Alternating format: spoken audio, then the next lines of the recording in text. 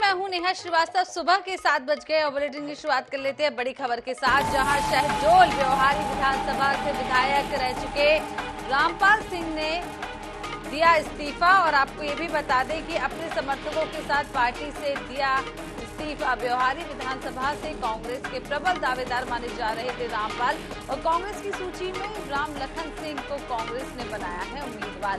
तो व्यवहारी विधानसभा से विधायक रह चुके हैं रामपाल सिंह, उन्होंने इस्तीफा दे दिया है।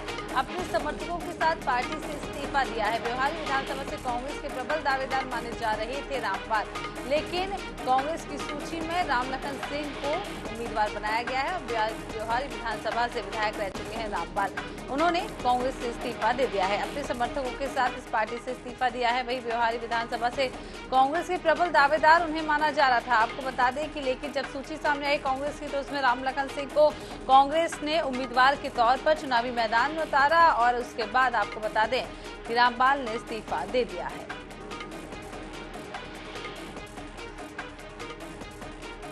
तो कांग्रेस की सूची में राम लखन सिंह को उम्मीदवार बनाया गया। व्यवहारी विधानसभा से विधायक रह चुके हैं रामपाल सिंह, उन्होंने अपनी पार्टी से इस्तीफा दे दिया है। अगली बड़ी खबर भोपाल से, जहां सागर के भाजपा नेता सुधीर यादव आप में शामिल। सागर के भाजपा नेता मुकेश जैन ढाना भी आप पार्टी में शामिल। आपके राज्यसभा सांसद संदीप पाठक ने दिलाई सदस्यता। व्यवहारी से कांग्रेस के पूर्व विधायक रामपाल सिंह भी आप में शामिल हो गए हैं। तो बड़ी खबर आपको बता रहे हैं, 3 नेता जो हैं वो आप में शामिल हो गए हैं। भोपाल से इस वक्त की बड़ी खबर आपको बता दें, सागर के भाजपा नेता मुकेश जैन भी आप में शामिल हो गए हैं। वहीं राज्यसभा सांसद ने भी आपका दामन थाम लिया है। व्यवहारी से कांग्रेस के पूर्व विधायक रामपाल, जिन्होंने कांग्रेस पार्टी छोड़ी है और उसके बाद आपका दामन थाम लिया है। तो भोपाल से इस वक्त की बड़ी खबर बता रहे हैं आपको, मुकेश जैन थाना भी आप में शामिल हुए। इसके अलावा राज्यसभा सांसद संदीप पाठक ने भी आपकी सदस्यता ले ली है।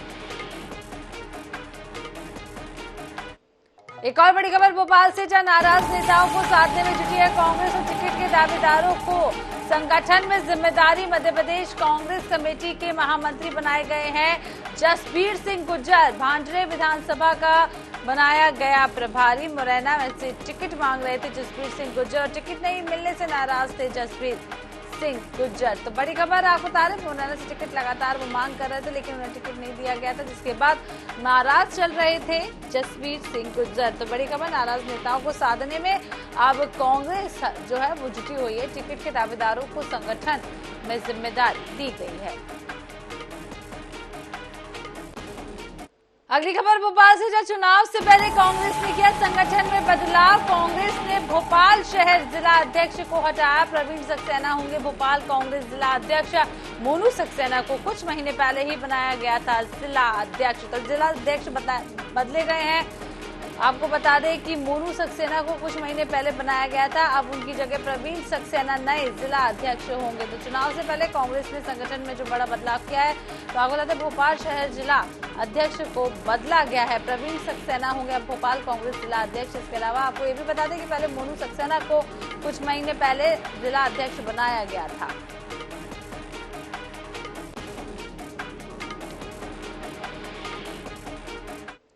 इधर सिमरिया से कांग्रेस ने भाजपा छोड़कर पार्टी में शामिल होने वाले अभय मिश्रा को प्रत्याशी बनाया है।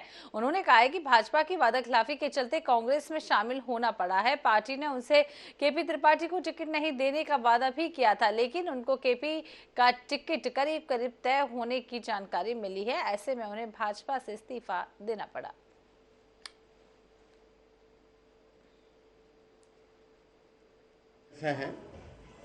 मेरा नाम अभय मिश्रा है। मैं राजनीतिक घराने से नहीं हूँ। मैं सामान्य परिवार से हूँ। मेरे पिताजी क्लर्क थे यहाँ, और मैं जनपद अध्यक्ष सिरमौर का रहने वाला हूँ। जनपद अध्यक्ष था सिरमौर का। फिर मैं सिमरिया नया परसीमन हुआ, 69 पंचायतें चली गई, मैं वहाँ से विधायक रहा। फिर मेरी पत्नी विधायक रही, फिर मैं जिला पंचायत अध्यक्ष रहा। फिर मैं पिछला चुनाव रीवा में लूज कर गया। अभी मैं इस बार सिमरिया से चुनाव लड़ना चाह रहा था। सिमरिया में मेरे पास जो मेरा 5 वर्ष का कार्यकाल था, उसमें मैंने काफ़ी कुछ काम किया था। मुझे अपने से मुंह से बताना अच्छा नहीं लग रहा। मैंने क्या किया क्या नहीं किया ये जनता जानती है, जनता उसका मूल्यांकन करे। इधर मध्य प्रदेश में पनागर विधानसभा सीट से कांग्रेस ने राजेश पटेल को प्रत्याशी बनाया है। उन्होंने बगलामुखी मंदिर पहुंचकर पूजा अर्चना की और शंकराचार्य अभिमुक्तेश्वरानंद के साथ दर्शन भी किए। आनएक्स 24/7 ने सूची जारी होने से पहले ही उनके नाम का खुलासा कर दिया था। बातचीत के दौरान राजेश पटेल ने आनएक्स 24/7 न्यूज चैनल का आभार भी जताया है।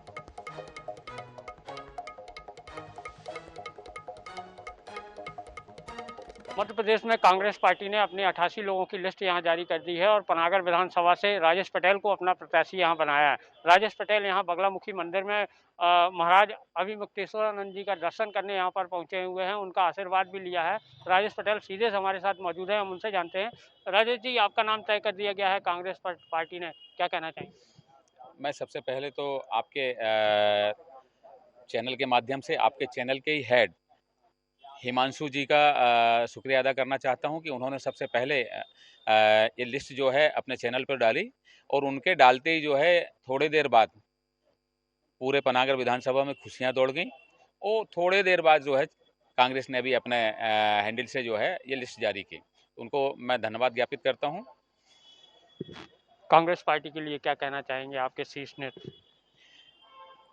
मैं कांग्रेस के शीर्ष नेतृत्व को अपनी ओर से धन्यवाद देता हूं और पनागर विधानसभा के सभी परिवारों की तरफ से, हमारे कांग्रेस के कार्यकर्ताओं के परिवारों की तरफ से, कार्यकर्ताओं की तरफ से धन्यवाद ज्ञापित करता हूं कि उन्होंने मुझे इस लायक समझा, इस लायक चुना कि पनागर विधानसभा में उन्होंने मुझे ये दायित्व दिया कि मैं चुनाव लड़ करके और माननीय कमलनाथ जी का हाथ मजबूत करूं, कांग्रेस का हाथ मजबूत करूं, जो कि मेरे कार्यकर्ता जरूर मुझे विश्वास है कि करेंगे।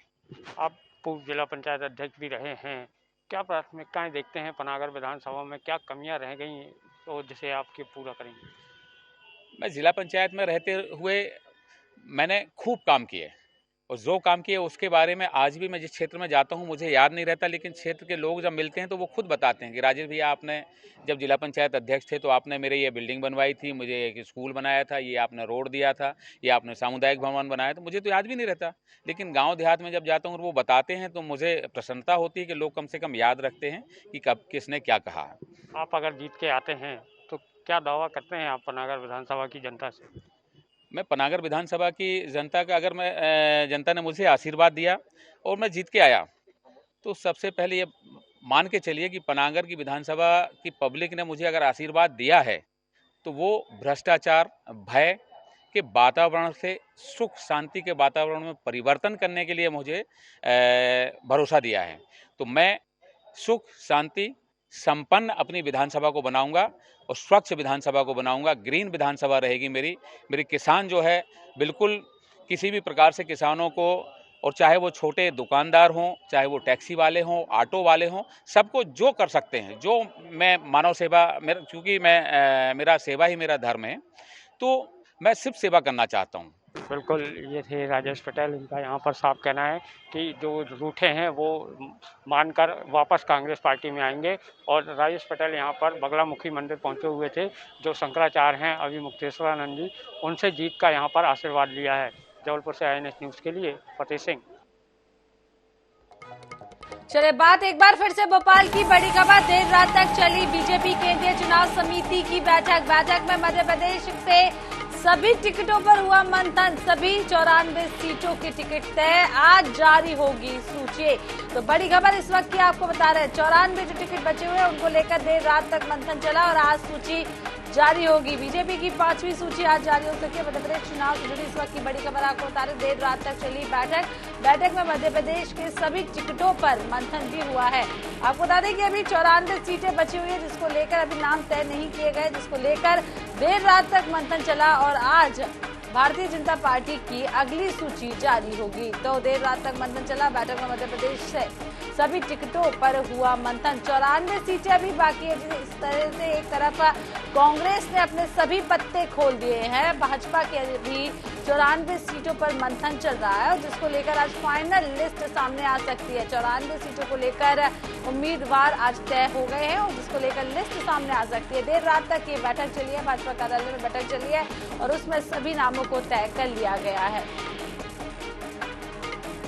तो ज्यादा जानकारी के लिए विशेष संवाददाता अनुराग मालवीय हमारे साथ जुड़ गए। अनुराग, देर रात तक कल भाजपा की बैठक चली, बचे हुए 94 सीटों के नाम तय हो गए हैं, क्या कुछ पूरी जानकारी? देखिए, बहुत महत्वपूर्ण बैठक थी और अगर हम बात करें तो क्योंकि सबसे ज्यादा टकरार भाजपा के लिए यही 94 सीटें थी, जहां पर या तो बराबरी के प्रतिद्वंदी थे, दावेदार थे। दूसरी तरफ दूसरी महत्वपूर्ण बात ये थी इस पूरी बैठक को लेकर कि उसमें जो है कई सीटों पर प्रत्याशी जो है विनिंग कैंडिडेट के रूप में तलाश थी, जो नहीं मिल पा रहे थे। इसके बाद जो है काफी मशक्कत हुई, देर रात तक ये पूरी बैठक चली और उसके बाद ये तय हो गया कि सभी 94 सीटों पे नाम फाइनल किए गए हैं। आज जो है कभी भी ये सूची जारी हो सकती है। अगले 2-3 घंटों में अनुमान है कि भारतीय जनता पार्टी अपनी आखिरी यानी कि सभी 94 बचे हुए प्रत्याशियों की सूची जारी करेगी।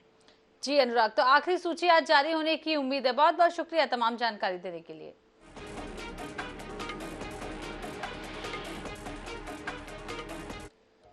इधर मध्य प्रदेश में मल्हारगढ़ विधानसभा से कांग्रेस ने परशुराम सिसोदिया को चुनावी मैदान में उतारा है, जिसको लेकर श्यामलाल जोगचंद ने नाराजगी जाहिर की है।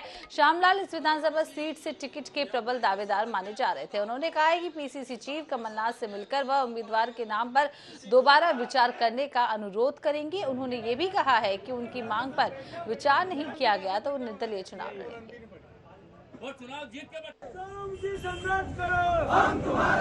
लेकर कांग्रेस पार्टी की दूसरी सूची कल जारी हो चुकी है। ऐसे में कहीं न कहीं अधिकांश जगह जो है कांग्रेस पार्टी में बगावत की जो है वो भी शुरुआत हो चुकी है। बात करें मंदसौर जिले के मल्हारगढ़ विधानसभा की, ये सबसे मध्य प्रदेश की हॉट सीट मानी जाती है, क्योंकि यहाँ पर 2016 में किसान आंदोलन हुआ था।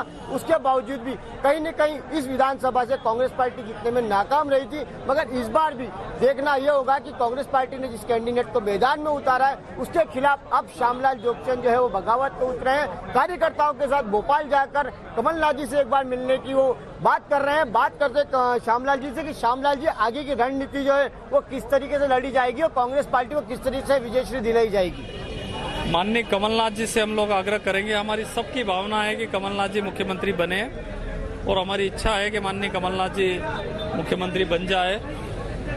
लेकिन हमारे यहाँ का जो टिकट हुआ उस पर पुनर्विचार की आवश्यकता है और मुझे उम्मीद है कि उसको पुनर्विचार करेंगे। ये अपील हम माननीय कमलनाथ जी को जाकर के फिर से करेंगे। और कांग्रेस पार्टी की जो विचारधारा है, सामाजिक न्याय की विचारधारा है, गरीब मजदूर किसान की विचारधारा है, आम लोगों की जो विचारधारा है, उस विचारधारा को जो है और मजबूत बनाने के लिए हम लोग काम करेंगे। ये थे मेरे साथ में श्यामलाल जी जोगचंद जी, जिनका कहना है कि आखिरी उम्मीद कमलनाथ जी तक ये लगाएंगे। अगर वो उम्मीद इनकी अगर नाकाम हो जाती है तो उसके बाद कहीं न कहीं कार्यकर्ताओं की बात पर ये निर्दलीय मैदान में उतरेंगे। Kamlesh Modi, INET news, Mandsaur. इधर जबलपुर में पनागर विधानसभा से कांग्रेस ने राजेश पटेल को टिकट दिया है, जिसका विरोध करते हुए कांग्रेस प्रदेश महासचिव विनोद श्रीवास्तव ने पार्टी से इस्तीफा दे दिया है। उन्होंने पनागर से निर्दलीय उम्मीदवार के रूप में चुनाव लड़ने का ऐलान भी किया है। दरअसल विनोद श्रीवास्तव पनागर से टिकट के प्रबल दावेदार माने जा रहे थे। पार्टी ने अपनी 88 जो प्रत्याशी हैं उनकी लिस्ट जारी कर दी है और उस लिस्ट पर विरोध के सुर भी उठ रहे हैं। इसी कड़ी में इस वक्त हम मौजूद हैं पनागर विधानसभा में, जहां पर राजेश पटेल को कांग्रेस ने अपना प्रत्याशी बनाया है। लेकिन जो यहां के वर्षों से काम करने वाले जो कांग्रेस के प्रदेश महासचिव हैं विनोद श्रीवास्तव, उन्हें यहां पर टिकट नहीं दी गई है। इसके साथ ही अब उन्होंने यहां पर इस्तीफा अपना है जो वो प्रदेश अध्यक्ष कमलनाथ को भेज दिया है। विनोद श्रीवास्तव सीधे हमारे साथ मौजूद हैं, हम उनसे जानते हैं। भाई साहब, आपको टिकट यहाँ से नहीं मिली, राजेश पटेल को यहाँ से प्रत्याशी बनाया है कांग्रेस पार्टी ने, क्या मानते हैं आप? हम राजेश पटेल जी को कांग्रेसी मानते नहीं हैं। जिस आदमी पे स्पष्ट आरोप है कि जिसने कांग्रेस पार्टी के अधिकतम सदस्य होने के बाद भी मैं कांग्रेस के शीर्ष नेतृत्व से माननीय कमलनाथ जी से, माननीय दिग्विजय सिंह जी से और माननीय राहुल गांधी जी से अपील करना चाहता हूं कि मध्य प्रदेश में कांग्रेस को बचा लीजिएगा। कांग्रेस गलत हाथों में जा रही है। अगर भारतीय जनता पार्टी के मैनेजमेंट से टिकट दी जाएंगी तो कांग्रेस की सरकार मध्य प्रदेश में बनने वाली नहीं है। बिल्कुल, ये थे विनोद श्रीवास्तव और इनके सैकड़ों की संख्या में जो समर्थक हैं वो यहाँ पर मौजूद हैं। हम उनसे भी जानते हैं कि ये सीट टिकट जो दी गई बहुत गलत जगह दी गई, क्योंकि मैं दूसरी पीढ़ी में हूँ। पिताजी ने हमारे पूरा जीवन जो गुजारा है कांग्रेस पार्टी में गुजारा है। अच्छेलाल छोटेलाल जैन जी, पदम चौधरी जी के। पनागर विधानसभा में क्या हालात होने वाले हैं अब ये चुनाव में? ये जीती जिताई पारी हारने की स्थिति में है अगर राजेश पटेल की तरफ रहती है।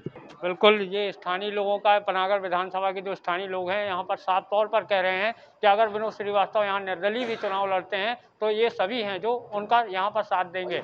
अब यहाँ पर जो राजेश पटेल को जो टिकट यहाँ पर दी गई है और इस चुनाव में आने वाले समय में कांग्रेस को एक भारी झटका यहाँ पर लगने वाला है।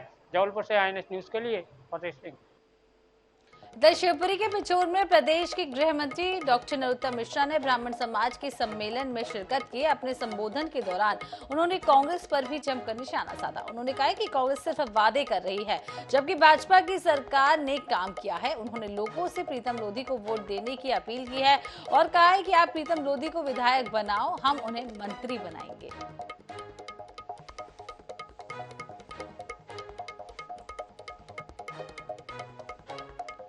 वहीं जबलपुर के कैंट थाना अंतर्गत एक ज्वेलरी शॉप में चोरी का मामला सामने आया है, जहां 3 महिलाओं ने मिलकर सोने के कंगन पर हाथ साफ कर दिया और मौके से फरार भी हो गई। बताया जा रहा है कि तीनों महिलाएं ग्राहक बनकर दुकान में आई थी और गहने खरीदने के बहाने कंगन पार कर दिए। चोरी की ये पूरी वारदात लगे CCTV कैमरे में कैद हो गई। वहीं शिकायत के बाद पुलिस ने फरार महिलाओं की तलाश शुरू कर दी है।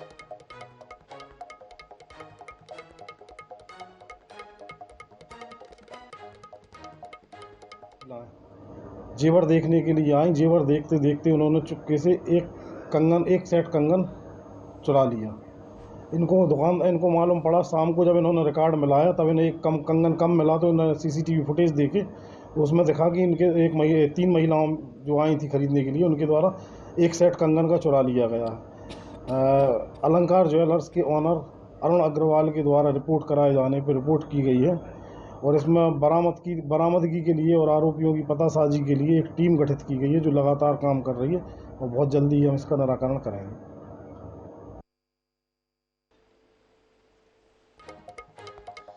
इधर रायसेन के प्रसिद्ध खंडेरा देवी मंदिर में भक्तों की भारी भीड़ देखने को मिल रही है। इस देवी स्थान के बारे में बताया ये भी जाता है कि ये 400 साल पुराना है और कहा ये भी जाता है कि यहाँ पर मां दुर्गा भूमि से प्रकट हुई हैं।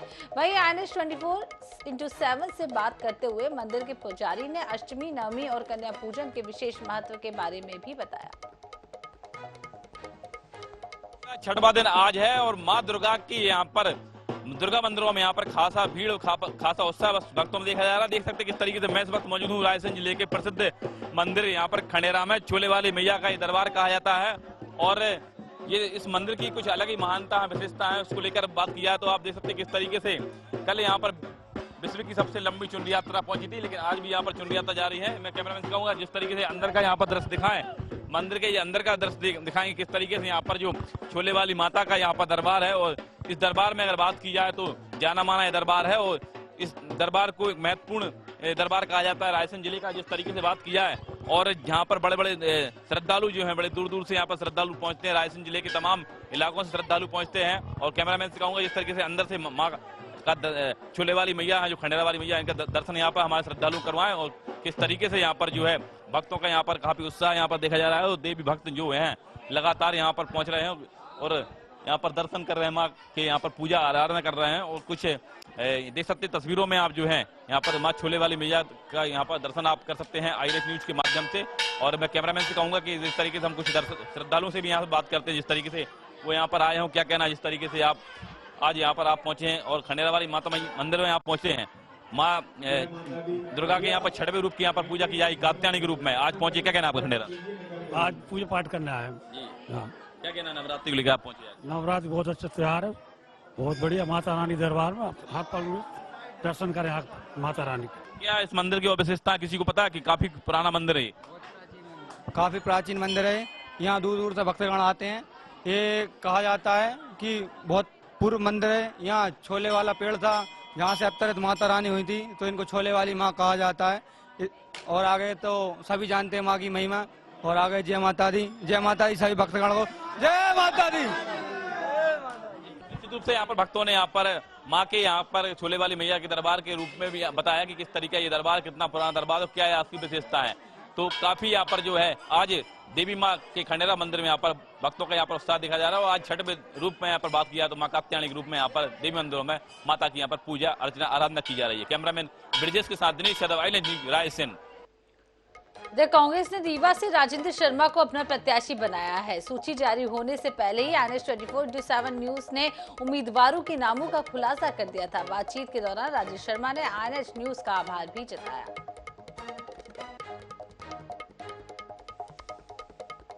हमारे साथ रीवा के कांग्रेस पार्टी से प्रत्याशी बनाए गए राजेंद्र शर्मा जी है। राजेंद्र शर्मा जी से ही हम बात करना चाहेंगे कि अभी इनको टिकट मिला, क्या मुद्दे रहेंगे या कि आप जनता के पास जाएंगे? देखिए, इस बार एक ही मुद्दा है पूरे मध्य प्रदेश में, वो है भारतीय जनता पार्टी की सरकार से जनता त्रस्त है और जनता को मुक्त कराना है इनके अन्याय से। जनता में एक आक्रोश है, उस आक्रोश को एक दिशा प्रदान करने का काम कांग्रेस पार्टी करेगी। इस भारतीय जनता पार्टी का जो 20 साल का शासन था मध्य प्रदेश में, इसमें किसान परेशान है, नौजवान परेशान है, हमारी बेरोजगारी की मार से हमारा नौजवान दुखी है, छात्र जो पढ़ लिख के निकलते हैं वो घोटालों से नौकरी नहीं पाते और उसके लिए परेशान है। हमारे यहाँ आदिवासी जो है वो उत्पीड़न का शिकार है और जो हमारा गरीब है वो और गरीब होता जा रहा है। मध्यम वर्ग महंगाई की मार से परेशान है, व्यापारी को व्यापार करने को नहीं मिल रहा। जब धन का अभाव हो जाता है बाजार में तो व्यापार अपने आप ठप हो जाता है। पूरी जनता त्रस्त है, जनता परिवर्तन का मन बना चुकी है और इस बार पब्लिक केवल एक इशू पे वोट करेगी, वो है वोट फॉर चेंज। निकाय की जंग में आपने जीत लाई थी, इस बार भी वही फार्मूला रहेगा? निकाय की जंग भी इनके विकास के नारे के नाम पे जो भ्रष्टाचार हुआ था उसके खिलाफ थी और जो जनता इतने पैसे खर्च करने के बाद, इतना अधिक टैक्स देने के बाद, जो जनता स्वच्छ पीने का पानी नहीं पा रही थी, जिसकी रोडें खराब थीं, जिसकी नालियां सड़ रही थी, उनके खिलाफ जनता ने मतदान किया।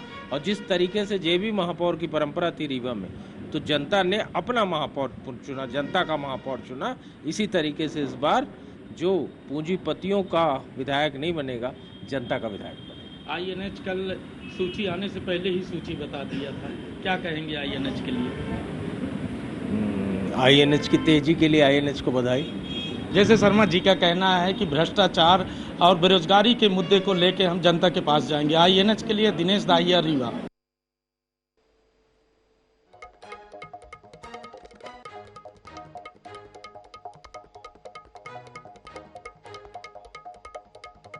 यहाँ रुकते एक छोटे से ब्रेक के लिए और ब्रेक के बाद जल्द हाजिर होंगे।